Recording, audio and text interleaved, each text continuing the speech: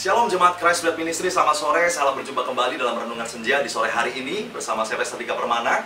Kita akan membahas sama-sama tentang khotbah yang minggu kemarin saya sudah sampaikan di bedah raya pertama GBI Christ Blood Ministry. Sebelumnya saya mau tanya sama Bapak Saudara, apakah Bapak Ibu sudah mendengarkan secara keseluruhan isi khotbah yang minggu kemarin kita sudah dengarkan? Jika sudah, saya percaya akan ada sesuatu hal yang luar biasa, berkat yang baru yang Tuhan berikan buat setiap kita.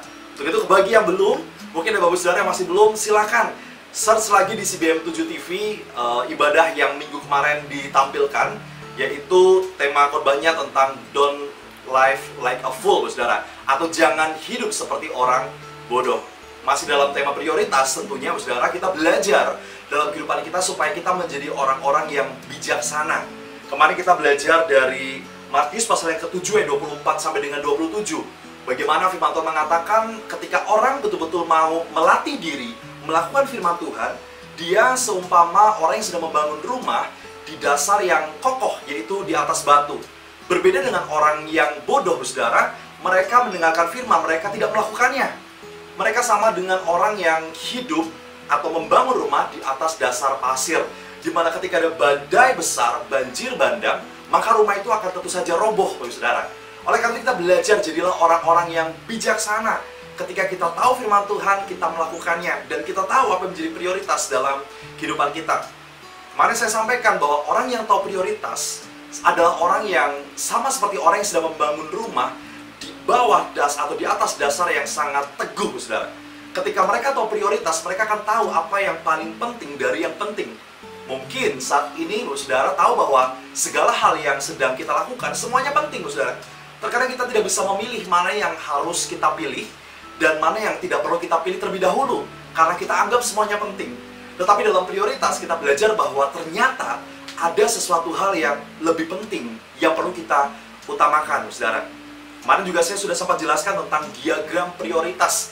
Bagaimana diagram prioritas tersebut saya ibaratkan seperti segitiga, saudara, di mana dasar yang paling bawah kita tempatkan Tuhan. Kemudian dasar yang selanjutnya kita tempatkan pasangan, bagi yang sudah punya pasangan, atau mungkin bagi yang belum punya pasangan, masih belum menikah, bisa saja di posisi yang kedua kita tempatkan keluarga kita. Kemudian di posisi yang ketiga barulah kita tempatkan pekerjaan kita, saudara, karena setiap kita tentunya butuh dana untuk kehidupan kita sehari-hari. Baru di tempat yang keempat, tempat yang terakhir, kita tempatkan pelayanan. Saya mau katakan bahwa sekalipun terkadang kita melihat seolah-olah atau mungkin pelayanan ditaruh di tempat yang paling atas, seolah-olah itu tidak merupakan hal yang penting, kemudian kita abaikan saja. Bukan seperti itu, saudara. Ketika kita tahu prioritas, kita tahu mana yang utama tanpa mengabaikan yang lainnya, saudara. Artinya, di dalam segala yang kita lakukan, kita pun sebenarnya juga sedang melayani, saudara. Sekalipun mungkin kelihatannya pelayanan ditempatkan di tempat yang paling atas.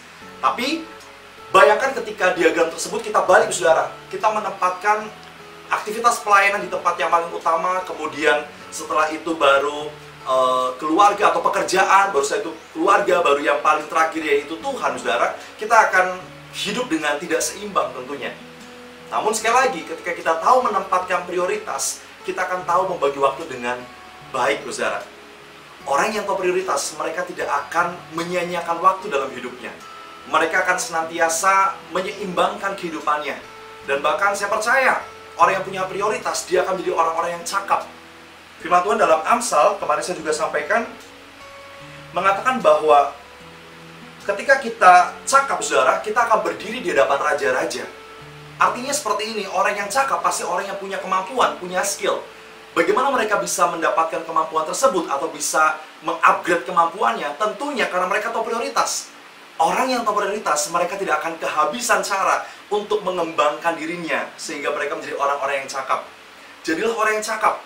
Buat Bapak Ibu semuanya yang bekerja, yang melayani, jadilah orang-orang yang cakap dengan tahu prioritas. Buat teman-teman semua yang sedang studi, mungkin bentuklah kehidupan kalian menjadi orang-orang yang tahu prioritas sehingga kalian bisa menjadi orang-orang yang cakap dan dipercaya. Saya punya pengalaman, saudara, ketika saya dulu lahir baru, kebetulan posisi saya masih kuliah. Dan ketika itu saya sangat semangat melayani pekerjaan Tuhan.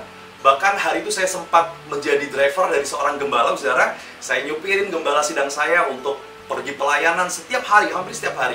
Lalu mungkin orang-orang berpikir bagaimana dengan kuliahnya Dika, bagaimana dengan sekolahnya Dika, apakah baik-baik saja?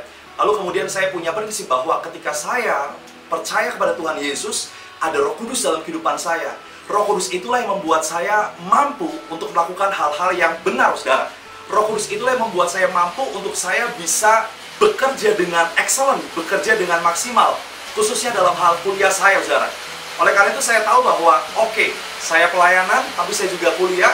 Bagaimana saya bisa membagi waktu dengan baik? Puji Tuhan, saya bisa bagi waktu dengan baik, saudara. Dan ketika hasil akhir kuliah, saya dapatkan nilai yang terbaik, saudara, tapi tanpa mengabaikan pelayanan juga, dan semuanya bisa dilakukan. Karena apa? Karena saya tahu bahwa Roh Kudus akan memampukan setiap kita untuk kita melakukan yang benar ketika memang kita tahu apa itu prioritas kita. Oleh karena itu, yuk sama-sama Bapak Ibu Saudara, kita mulai bangun kehidupan kita di dalam prioritas yang benar. Utamakan Tuhan dalam kehidupan kita. Kalau Bapak Ibu Saudara bingung, tanya sama Tuhan.